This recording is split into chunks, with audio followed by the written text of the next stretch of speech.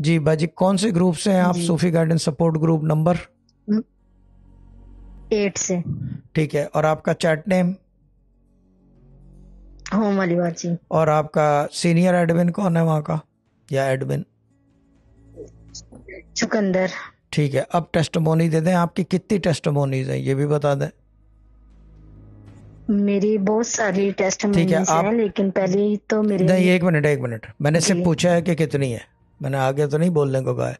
अब ये कि उसमें से आप तीन बताएंगी सबसे इंपॉर्टेंट, नंबर वन अभी बता दें। पहली टेस्टिमोनी अभी बता दें। के दो जी, 2 साल से मेरे मियाँ को जॉब नहीं कहीं मिल रही थी। तो आपसे बात हुई थी आज से साल पहले। तो आपने वजीफा दिया था, स्टार्ट करते ही दूसरे दिन जॉब मिल गई थी माशाल्लाह। फिर मेरे वीजे का मसला था, ठीक है, मैंने एक और वो भी टेस्टिमोनी लग का गया। है बाजी, मैंने एक टेस्टिमोनी का है। बड़ी मेहरबानी होगी। जी। हाँ। जी। ये टेस्टिमोनी हो गई, जॉब मिल गई आपको, यानी कि आपके शौहर को।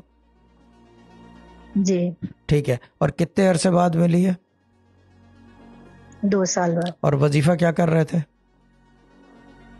786 बिस्मिल्लाह, 3 दफा विरदे मुबीन और 3000 या लतीफो। ठीक है, ये तो